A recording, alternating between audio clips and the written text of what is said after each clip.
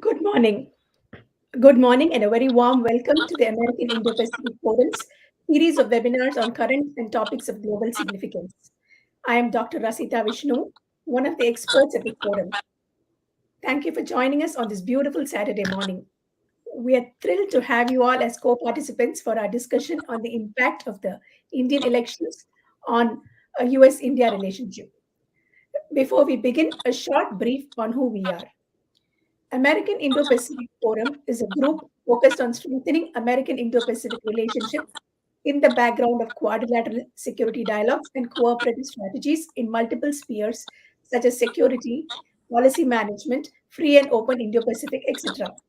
We are spread across the United States and have chapters in various states.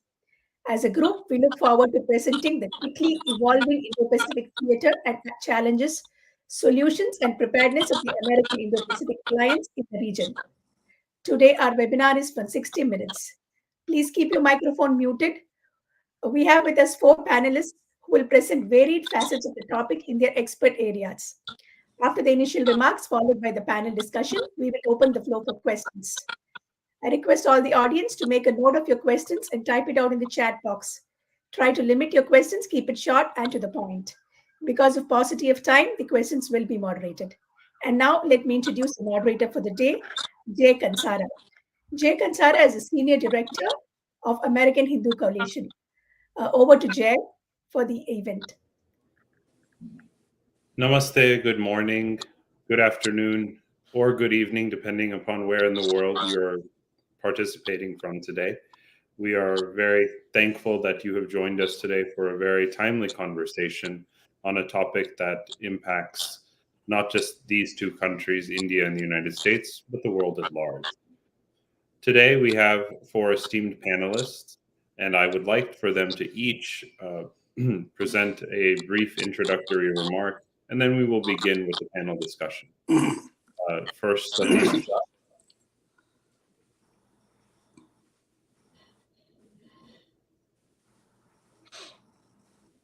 Want to speak, Jay? If Satish is not available, then Yashwant Ji, if you can please begin with your introductory remarks.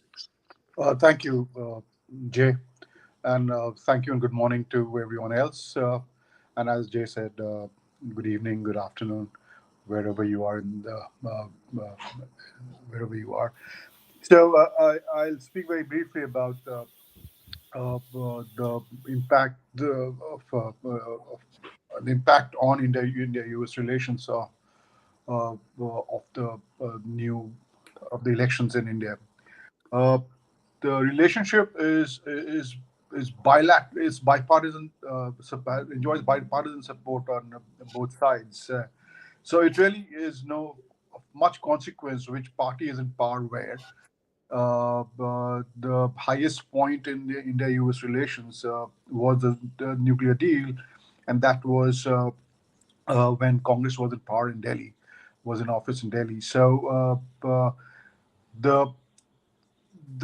so it really doesn't matter if Congress or BJP or if the third party is in power in Delhi or if the Republicans or Democrats are in power in Washington, D.C. So the relationship is on such a track that it is kind of on course to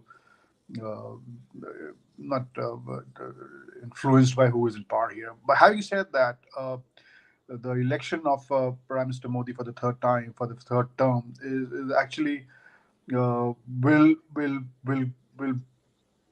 basically ensure continuity in his government's policies with the on the U.S. Relationship with the U.S. So I don't see much change, except there will be new heights to be scaled, new goals to pursue, and I'm very eager to find out what the new goals would be for the two sides. Thank you. Thank you. Shekhar Tiwari Ji. Yashwant Ji stole my speech. He basically said that it doesn't matter who rules India. the foreign policy of India doesn't change. It's one of the truths that we need to understand. In this country, every time the president changes, he brings a new set of advisors and spokesmen and ideas. So American foreign policy changes. There is a drastic difference between Trump's policy and Biden's policy. But Indian policy does not change. It's a fixed. I don't know why we have a I don't know why we have a foreign ministry. They can dictate the policy anyway. See? Now, look at what happened in Israel or Ukraine. In Ukraine, American policy during Biden times is different than Trump's time. Israel, same thing. But Indian policy does not change. So we are talking about one end changing, other end never changing. Only there were brief moments during Jawaharlal Nehru's time, Indira Gandhi's time, Narasimha Rao time, and briefly in Narendra Modi's time when he says it is not an era of war, which I don't think his government, his foreign ministry agreed with him. So Indian foreign policy does not change. An American policy change. Now, in that context, how do you see the US-India relationship? So let me leave that puzzle to you. Rameshji?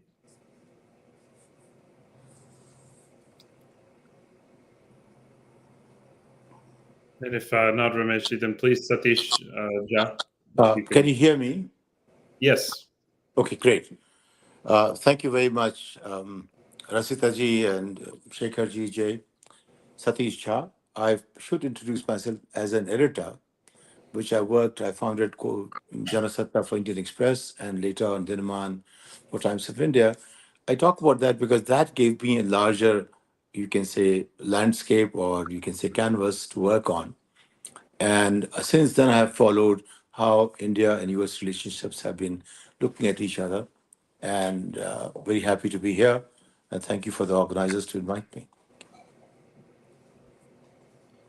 So I would like to begin with reading the recent statement of Ambassador Eric Garcetti at the outset of the of the Prime Minister's of India's new administration. I think in Modi 3.0, it's time for us to take our dreams and to really make them reality. Whether it's the work we're doing together on our defense partnership, whether it's our critical emerging technologies, or whether it's the work that we're doing to build economic prosperity. I think those three things in Modi 3.0, we can look forward to seeing an ambitious India working with an ambitious America to achieve. That was a statement that he's made in this past week to an interview with the Press Trust of India. And the reason why I brought that up is because it brings up the three main components of the U.S.-India relationship: a defense partnership, critical emerging technologies, and economic prosperity. Many of those three things are intertwined with each other, and they cannot be, they're not mutually exclusive. But I would like for Ramesh Kapoor of the U.S.-India Security Council to dive in on the defense partnership aspect, because he has been a critical voice in that realm for many years.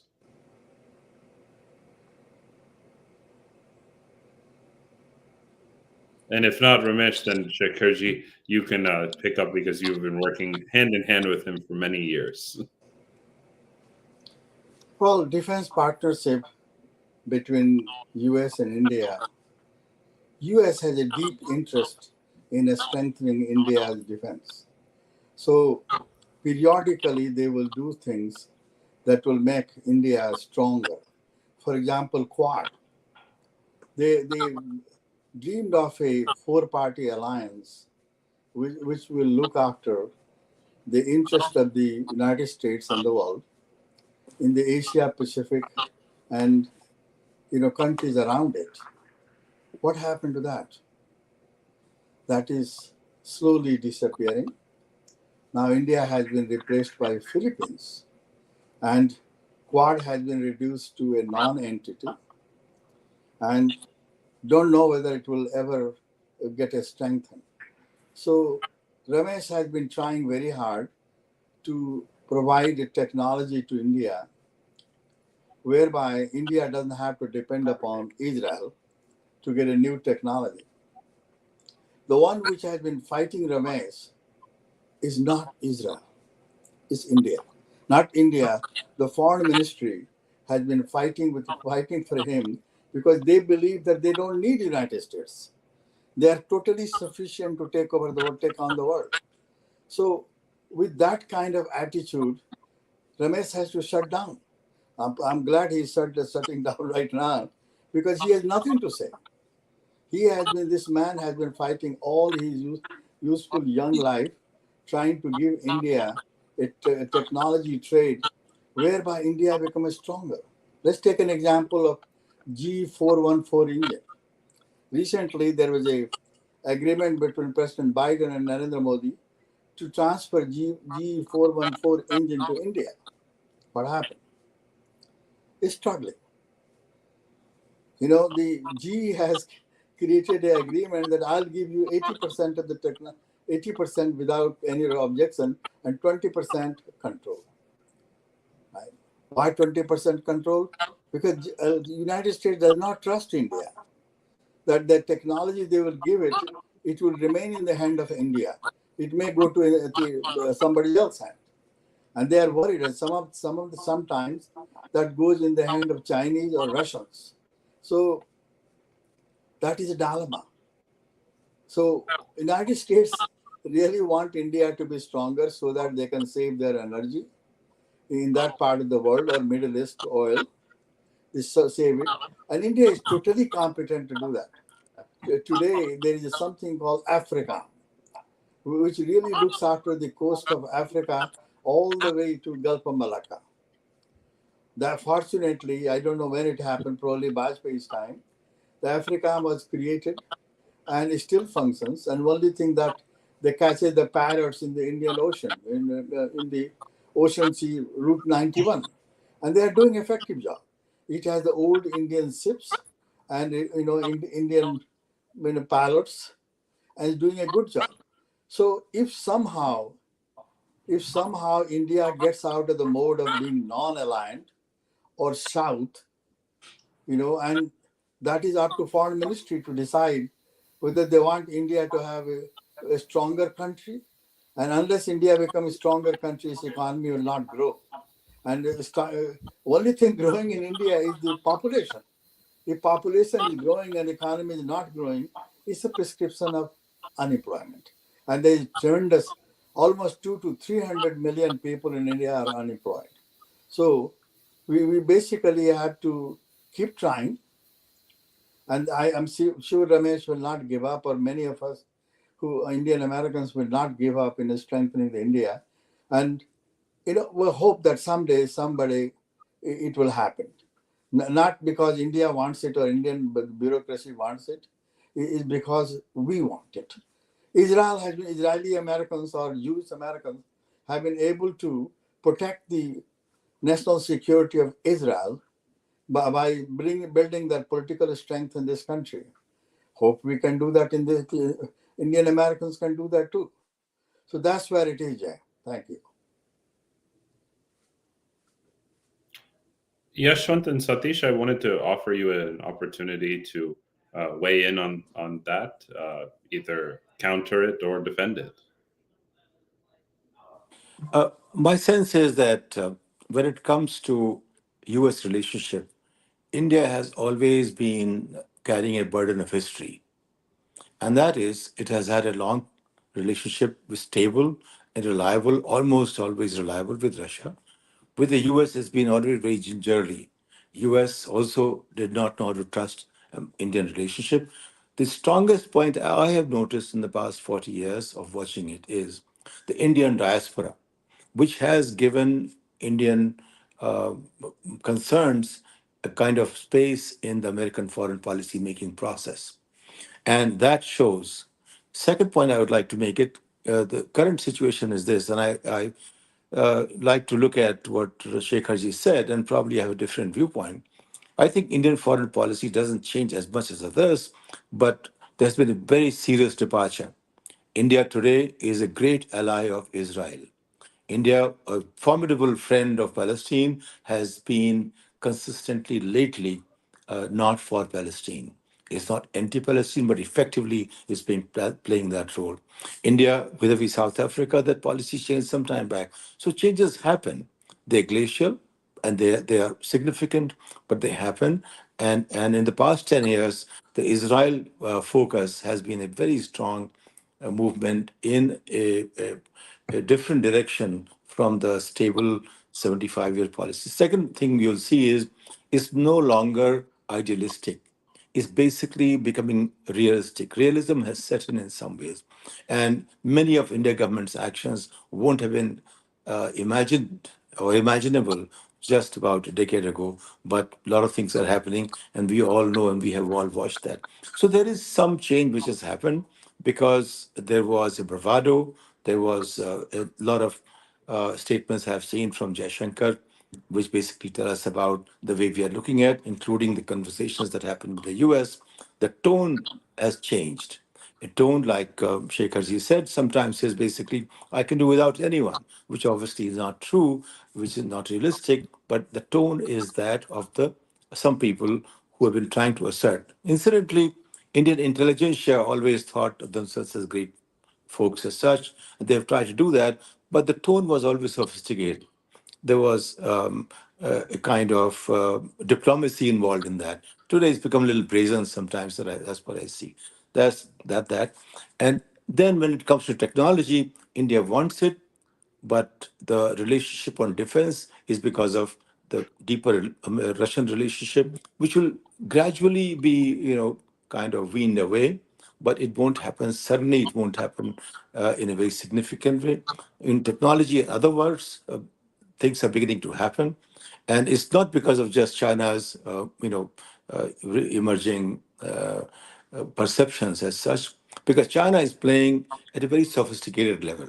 It may seem like America is against it, but it's not. It may seem like the two presidents war with President Xi, but actually, reality is it's not. The trade relationships are still very strong and very formidable ones. So we may see some tremors, some movements of waves, etc. But India also has a very strong, deep relationship on trade. It just can't move unilaterally, and we can't forget what Jaishankar once said. How do you deal with such a powerful country on your border? And that's obviously a very, very important factor in the way we deal with China. But China is not the issue here. But China will impact India-US relationship. Pakistan obviously is the most important factor. In my view, Pakistan was propped up by the US vis-a-vis India. That raison d'etre has kind of diminished lately. So because of that, a lot of good changes that may happen for India's favor. But I think India's biggest plus point is Indian diaspora, which bats for it, which basically has changed the mindset in the U.S. foreign policy making process, which has emphasized in Congress and Senate the role that U.S. and India together can play. Historically, and in terms of its basic physics, it's all right. It's a question of chemistry. In the matter of chemistry, there have been questions around it, and we are trying to get around that. And when it comes to Eric Garcetti. I think Ambassador Garcetti is a people's man. And he's done a great job in the past 5, 6 weeks I've seen. He has taken diplomacy to a new level of talking directly to people, which is unthinkable as if you go just 10 years back or even 2 years back. But he has taken that. Only one person tried before that was the German ambassador. Now, Garcetti, being a people's man, and I've had a couple of meetings with him, and he is clearly a people's person. He appeals to people, and his diplomacy is different from the diplomacy of a seasoned, kind of dyed-in-the-wool diplomat as such. Well, thank So you I very think, much. I okay, good. Thank you. I wanted to give Yashwant an opportunity to comment, but I wanted to caveat, and perhaps you can weigh in on the upcoming visit of the Prime Minister of India to Russia, and how do you feel that American watchers are going to be viewing that, and what do they expect the Indian What do they expect of their Indian partners, given the burgeoning relationship on the American side, to convey to Putin? And will the Prime Minister comply with that, or will he set India's foreign policy on its own trajectory? Thanks, Jay. 2 points. I'll get to the question that you raised about the Prime Minister's upcoming visit to Russia, but also on the point that I made earlier. I just wanted to elaborate a little bit on it, on the bipartisan support that the relationship enjoys on both sides. I gave the example of the nuclear deal, which was with the Congress government, and likewise on the U.S. side, I'd like to point out the Quad. If you remember, Quad was formed in the aftermath of the 2004 tsunami, and then for the next 4, 5, 8 years, it kind of struggled and finally died in 2008 because the Australians got browbeaten by the Chinese into pulling out. So that was that, and then it was Trump who resurrected it in 2017 with an official level meeting on the sidelines of ASEAN summit in Manila. And then he kind of, his administration and encouraged it, pushed it, and it rose to the elevated to the level of foreign ministers in 2019 on the sidelines of the UNGA in New York. And guess what Biden did, a Democrat? Among his first acts on foreign policy was a virtual summit of the Quad of the four leaders. They met virtually first, which happened, I think, within a couple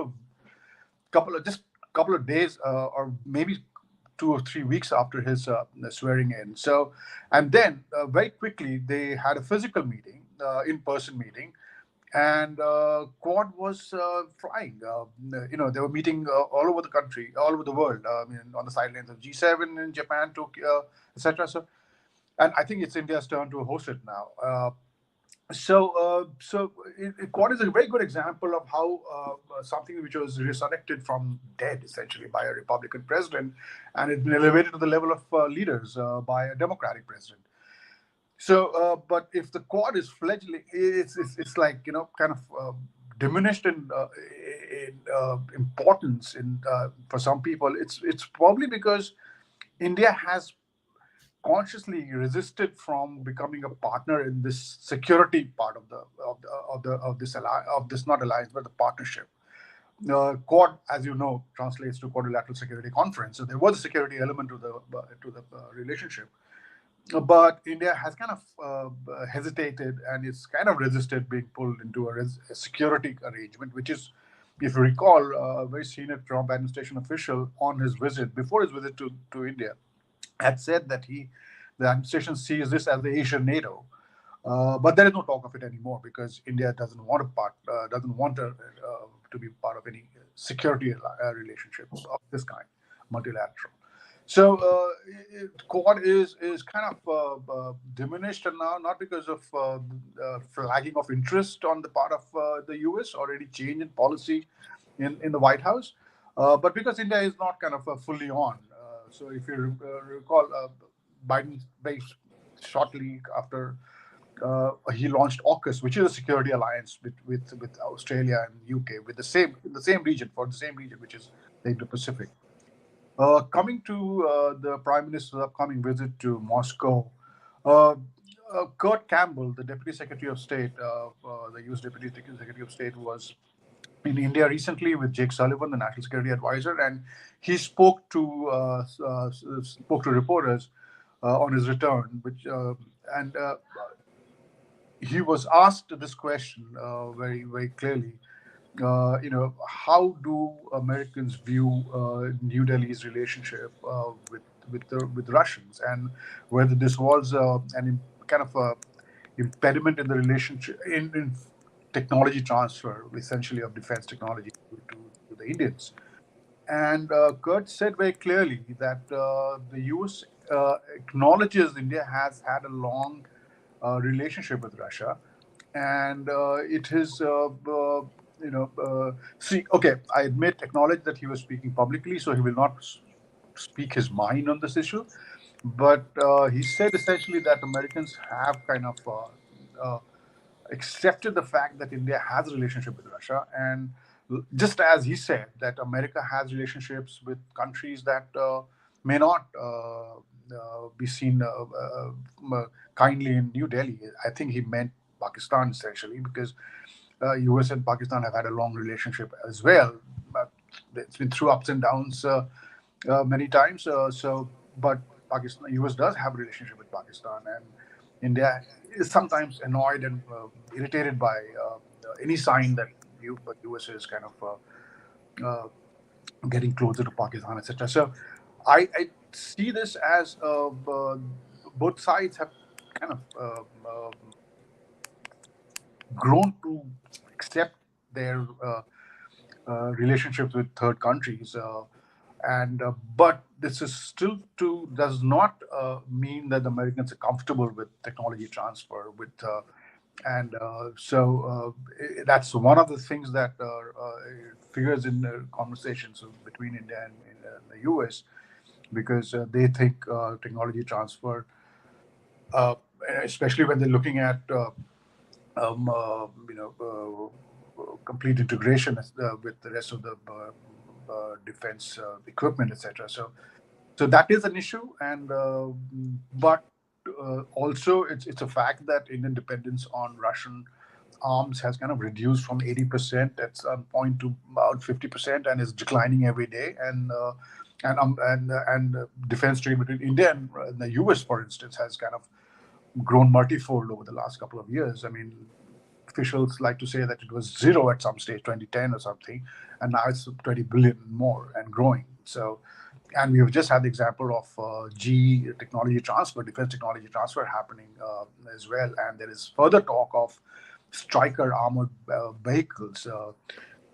India and the US are in early talks on early stages of talks on not only India buying Stryker armed battle vehicle, but also co-producing it.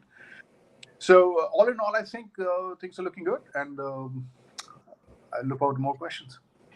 And I'll leave this next facet open to anyone who wants to weigh in. But since the prime minister's third term has begun, there have been two major bilateral engagements. One is National Security Jake Sullivan met with his counterpart Ajit Doval in New Delhi, and then also, more interestingly, I believe, is that there was a bipartisan congressional delegation that visited His Holiness the Dalai Lama in Dharamshala, Himachal Pradesh, at his ashram. And soon after their engagement with the Dalai Lama, they came to Delhi and they were greeted by the Prime Minister of India. So the concern that the Prime Minister's office was not involved in this, or was not hands-on, was, I think, nullified by that point, that he met with the delegation. And many observers of Tibet and China believe that this was a message to Beijing that India's border concerns are not to be ignored. So how do we interpret that? How do we interpret this in relation to some of the concerns that Delhi continues to project in the realm of its own security? And then another, I will just throw this out there just to posit a reaction from those. While we say that there's bipartisan support for the U.S.-India relationship, and that India is sometimes concerned with Pakistan, just this week, the U.S. House of Representatives overwhelmingly passed a resolution to elicit concern for Pakistan's recent election and irregularities, thereby almost deeming the new administration in Pakistan to be illegitimate. And this has caused some turmoil in Islamabad as well. How are Indian observers thinking about this? Or how are people how is the foreign ministry in India, how is thinking about this resolution? I'll take the first part of it, the congressional delegation to India. To say that the Prime Minister's office is not aware of the delegation's visit to the Dalai Lamas is it's not that he wasn't aware, it's that he wasn't hands-on. Uh, Modi, the Prime Minister's office there. I mean, I really don't know what hands-on means. I mean, he was not there with them holding their hands while they met the Dalai Lama, but that's that apart. I mean, this happened. This is not the first time the delegation has gone and seen the Dalai Lama. I think Nancy Pelosi had went last, uh, uh, uh, and the Chinese had reacted in the same way. And it's no secret that India uses Dalai Lama to basically give it back to the Chinese. Their border incursions and not accepting Arunachal as a part of India, not granting visas to Arunachal sports people when the Indian sports went there for the Asian Games or some games, etc. So this is kind of an ongoing thing between India and China, and US kind of gets becomes a part of it on occasions like this. But I think equally important would be after his election, Prime Minister was congratulated by the Taiwanese Prime Minister, President, sorry, I think. And he responded, and there was a mention in the Taiwanese Prime Minister President's tweet, a mention of the free and open Pacific, which is a Indo-Pacific, which is a term which is used basically to uh, for containing China in the region or dealing with its aggressive rise, so to say, because containing China has become again it's fallen out of favor with experts now. So it's basically dealing with China's aggressive rise, is that the phrase used now. So I would see that as as as very important as well, and I'm very keen to know what the conversations going forward will be between India and the US on Taiwan, because I know it for a fact that the Americans have been very keen for a long time to know where India stands on Taiwan, and I think they're getting the two sides are getting closer on forming kind of a shared view on what on Taiwan. So I'll be watching Taiwan very closely. I mean, not watching Taiwan, but India and the U.S. conversations regarding Taiwan very closely. That's how I think the Indo-China thing is playing out with Russia, with Americans being part of it. And then, does somebody want to comment on Pakistan, the recent resolution that was passed in the U.S. House? So let me shed light on the Pakistan. There are 1 million Pakistani Americans in this country. 80% of them, like Imran Khan or PTI, they have been working very hard since the crackdown by the army and reaching out to the members of the Congress to ask to honor the democracy. So essentially, the election was held in Pakistan, like all the time, whereby the opposition was dismantled, made independent, and even when they get elected, they were not given the place of an opposition. Fortunately, in India, there is opposition. There is a 100-member Congress party, and hopefully there are people, stalwarts in the Congress party, who understand foreign policy. Particularly Manish Tiwari, right, and Shashi Tharoor. These people really have understanding of foreign policy. So now in Indian Parliament, at least there are a couple of voices which will give a counterpoint or different point of India's foreign policy. Now, if they do, it's a very healthy thing to happen, to have a strong opposition. I'm not fond of Congress party, but I'm fond of a democracy whereby there is a strong opposition. India did not have a strong opposition from last 10 years. Nobody has a voice, at least in foreign policy. So this is a very healthy situation. Pakistan wants that. Pakistan wants to be India, where there is a functioning parliament, where people can give their opinion, and it's not only all dictated by the army. There in Pakistan, army dictates the foreign policy. India, MEA dictates the foreign policy. Now, so United States is in an embarrassing situation.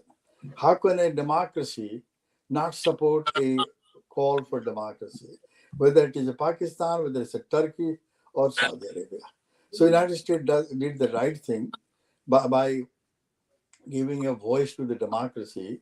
Now, what they are afraid of, giving the voice of democracy, that it will strengthen Imran Khan. Imran Khan, I don't know how much you know him or understand him. Even though he's a cricketer and he gets along with the film industry, he's really a radical. He married a woman who believes in a jadoo tona. So people are afraid that if he really this democracy is open up so much, he will come back as a power as a prime minister, and he will like Pakistan to become India, whereby the government can take any decision and the bureaucracy gets all the power. So now this one way it is very healthy that Pakistan got a democracy. Another way is not healthy, because if Pakistan gets a democracy, Pakistan will break into four countries, and when they do break into four countries, all the refugee will go to India or Afghanistan. Now, they will become the problem of India, Afghanistan, and the whole world. The host of refugee will spread around there. So it's important that some entity controls these four entities into one entity. Now, Pakistan is a nuclear bomb. If it gets into four entity, nobody can give a guarantee to where the nuclear bomb comes. So, people are looking at this situation. If US can control Pakistan, as a democracy, yes, they can, but they cannot. Is that Only one Delhi's who can. expectation? Is that Delhi's expectation from the United States, though? Well, Jay, I don't know what is Delhi's expectation. Delhi, really, our people, foreign ministry, are the best expert on Pakistan. In fact, since they joined the foreign service, only subject they know very, very well is Pakistan. Now, and Pakistan's also, their foreign ministry and their ISI, they also study India till all the way.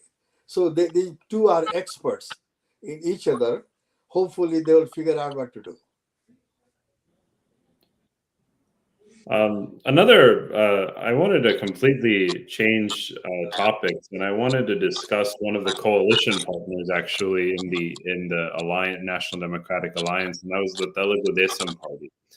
The United States at one time had the Telugu community was the largest expanding language community in the United States, and with the ascension of the Telugu Desam Party now in the central government, how do we see this? How can we see the rise of the importance of particularly the Telugu diaspora in determining the U.S.-India trajectory of the U.S.-India relationship?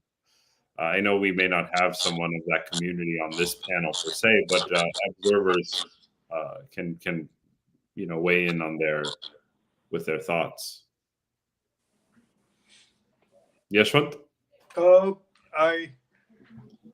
take a shot at it, but I mean, I would not kind of separate the Telugu community here from the larger Indian diaspora. And right, I didn't want to separate them, but No, being that they have an outsized role in this new government. Yes, if you're looking at the way things are in India, yes, they have a large. Modi depends on Chandrababu Naidu's support, and so Naidu will be able to have a kind of influence on the India government. But how it works out is be very interesting, because Prime Minister Modi has never led a coalition in his life. In Gujarat, it was a BJP government that he ruled for more than 10 years. He headed, and again, as you know, the first two terms, his party was had a brutal majority in Lok Sabha, and so he didn't have to depend on allies and partners, and he could do pretty much what the party mandated him to do. his party. So it'll be interesting how he works with these two allies. One of them, as everyone knows, is the most slippery political character in India, Nitish Kumar. You don't know where he is tomorrow morning. As everyone is aware of his reputation, he has switched alliances, sides, parties so many times that I'm sure even the most astute of Indian political observers have lost count of them. So it to depend on Nitish Kumar and Naidu is a more stable person politically. So it will be really interesting how much perhaps the Modi is able to work freely, and whether these two will exercise some kind of control on sometimes the BJP's BJP and the government. So that is the part that I'll be watching very closely, and especially Nitish uh, when he bolts and what happens then, or as the BJP has done in the past, it has basically swallowed, gobbled up allies, uh, co-opted their members, Lok Sabha MPs. So and one that's been one route for the BJP, the way BJP has chosen to grow. So it'll be and it'll be a tussle, and which is good for democracy. People need to be on their toes. So that part I'll be very watching very closely. Yes. Jay, the Indian regional parties do not take interest into foreign policy. They basically are self-contained to their state's border. And even though people in the Indian diaspora over here, they essentially deal with the party and the region, as if they're dealing with a country. So I don't think Telugu Deshams, whether being in a government or being out of the government, has any fallout. In fact, when Chandrababu Naidu comes here, or the Reddy comes here, he only meets their diaspora, and they only talk about the subject pertinent to Andhra. So even though Telugu community is big, they are more focused on Telugu and Andhra Pradesh. Only few of them who are exposed to the national politics, BJP or Congress, they pay some attention, but not whole lot. So in one way, India is fortunate that its diaspora is not divided here, as they are divided in India. They essentially follow the lead of the government of India and do what they has to do. And I may add to that. I mean, TDP does not have the kind of influence people expect it to have, not any other regional party. The government is trying to find its own feet in the new situation. And we all know that Modi hasn't worked with coalition. But the fact is that regional parties will not have much of a say, and that's been seen. Whatever the questions were, where this alliance would have emphasized some tilt in some other direction, that never happened. So this alliance, these parties depend much more on the central government, and than it's other way around. So that's not going to. But I think I agree with Shekharji that regional parties in India do not take much interest in foreign policy as such. So that probably it's not going to be a factor as much as you might like. Wonderful. As we're coming to soon a close, I wanted to bring up two topics particularly that I could get maybe a rapid fire round from our panelists. One is cricket diplomacy, and how do you feel that the new interest in cricket in the United States can elevate the U.S. India relationship? Given especially since the captain of the team was from an H-1B is an H-1B visa holder. But then on that same topic, how is immigration going to play into the U.S.-India relationship, particularly on the and also in the U.S. election? This election, immigration is turning out to be one of the most contentious issues in American politics. And the recent executive order signed by the President Biden, did not address the H-1B green card backlog. And many Indian diaspora organizations are seeing this as a very um, as an insult to the contribution of Indians to the United States economy.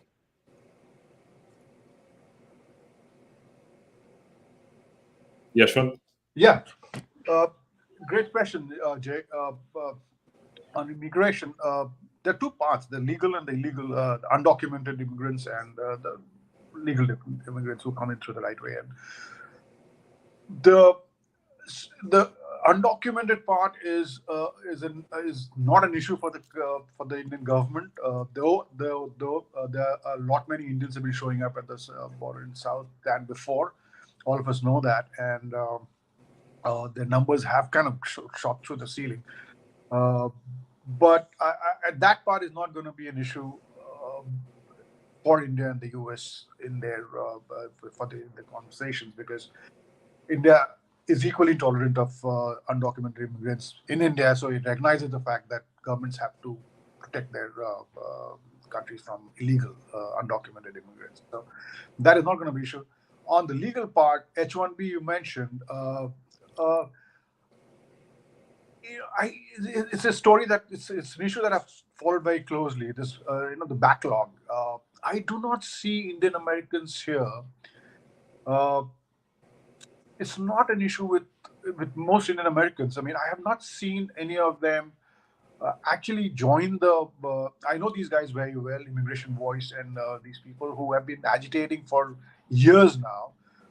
They come to the Capitol, US Capitol, every once in a while, lobby, meet lawmakers, press them, tell them about the issues, but nothing has happened. I mean, we know that absolutely, and their efforts have gone completely unnoticed and unrewarded. But it has not been an issue with Indian Americans either. I mean, I don't see them support. I mean, Raja Krishnamurthy has issued statements in the support once in a while, but the largest opposition to their backlog issue comes from Senator Durbin, who has single-handedly stood in the way of removing the country cap, and for years now. So, again, fellow Illinois person, lawmaker. So, and I would wish that Indian Americans would take more interest in this issue, because the entire movement here, the organization, it's all done by H-1B people who are doing it themselves. I mean, in their spare times, they spend money traveling around the country, lobbying senators and congressmen and women, etc. But I don't see any Indian American move. I mean, support for them, for their issue. As I said, I mean, there is an occasional somebody makes in a statement or so, but there is no concerted effort to really push their case. I hear that this White House or the previous White House was very keen to do something about the backlog, yet nothing happened. So it's an issue which is kind of just going around the block with nobody to take ownership in terms of getting it past the finishing line. So that will remain an issue, and I don't think an executive order can deal with that, because somebody will go to court immediately, and that will remain where it is now. So it has to be done by Congress, and the White House may be willing to sign, but I don't see the White House getting too involved in this either. Any White House. I mean, the Trump White House was apparently. They of course had a very different view on H-1B. They wanted to curtail H-1B, and they wanted to self-deport these guys from here, etc. So the Trump White House was on a different end of the spectrum. The Biden White House, I believe, has been keen to do something, willing to do something. But again, there is no bill to sign, no legislation to sign, because Congress has to send one, and in Congress there is no unanimity of this. And But the president issued an executive order on Dreamers, or those who had married American citizens, which But primarily will benefit the Hispanic community. Jay, that's a settled issue with the Democrats. I mean, since Obama did it in 2000, I forget 2014 or whatever. That's a settled issue with Democrats. But removing the backlog is a completely breaking new ground here. And to do that through an executive order, you know what will happen next morning. You'll go to somebody who'll go to court. And as I said, Durbin is opposing it, and it's a Republican, Mike Lee, who has been more supportive of these guys. So I And really President Trump has declared that should he be elected, he would staple a green card to any diploma from a foreign student. yes. But as you know, it was his administration which went after H-1B and specifically Stephen Miller. So you know what they did with H-1B? They made spot raids, spot checks, tests, and they basically wanted to curtail the program. So for him to say that he will staple, as you said, green cards to degrees and diplomas is like, right, because that would completely negate the H-1B program, because anybody who gets any foreign student who graduates would just be given a green card, so they could then do whatever they wanted in the country, except vote. I don't think that the issue is with H-1B visa program. The issue is with jobs. I mean, they think outsiders are coming and taking up American jobs. That was Stephen Miller's issue, and not H-1B visa program per se. So would anybody else like to weigh in on this topic? And also cricket diplomacy, how you see that playing. I mean, Eric Garcetti is out there playing every day. Yeah, the cricket part is a very good news. The thing that has held the United States and India relationship is people-to-people relationship. Americans love Indians, Indians love Americans. They love a lot of things about us. Our meditation, our yoga, our democracy, they love quite a bit. The problem is only between the government, but there is no problem between people to people. And bringing cricket to this country and getting Americans involved is a very healthy thing. As the ping pong diplomacy really opened up China and in the United States, maybe the cricket can do the same thing. Take the relationship out of the hand of the government and put that in the hand of people. So that's a very healthy news. I agree with that, but I also think that the relationship is already in the hands of people here. I mean, the bilateral relationship between India and the US is largely in the hands of people. I mean, where it is now is because of the diaspora here and the support that US enjoys among Indians in India. So I agree. And we also have to understand that there is an asymmetry of realities between these two countries. The visa line at the U.S. Embassy in New Delhi and the consulates in various cities are much longer than the visa lines of Americans trying to immigrate to India. There is an asymmetry of expectations as well as, and I'll have to credit somebody else for pointing that out to me. And therefore the U.S. will hold leverage in this relationship as it comes to the economic and also to the people-to-people ties. This is and this will be a continuing factor for the next 10 to 15 years in the U.S.-India relationship, as India's economy is growing, yet employment remains a concern for large numbers of graduates coming out of the universities in India, and also as India seeks FDI to build a manufacturing base, that FDI is going to come primarily from one part of the world. Yeah. Yes, sir. United States weaponizes or uses these things sometimes for diplomacy purpose. For Absolutely. example, when India was continuously voting, for the Russia in the United Nations on the Ukraine thing, they decided to raise the visitor visa period from 2 weeks to 3 years. Well, only when Prime Minister Modi gave a speech, it is not an era of war, they brought it down to a different level. So US uses it. Also, they use the human right, what they call it, human right abuse, which is essentially controlled by the evangelicals in this country. When the evangelicals, you know, have a problem in India and in Northeast India in conversion, and they're facing problem in NGOs face a problem. So listening to them, the State Department issues a report on human rights violations, right? And of course, then the foreign ministry gets a rebuttal. So this ping pong between foreign ministry and the State Department on human rights has been going on for a long, long time, but nothing comes out of it. And it should be noted that it's actually the Congress Party government, the UPA, that denied the validity of the U.S. Commission on International Religious Freedom and actually stopped their visits to India. This was a UPA government policy that has actually continued into the NDA government's policies. If they take away this issue, then there's nothing to do. So this will continuously keep on going. I don't see any problem.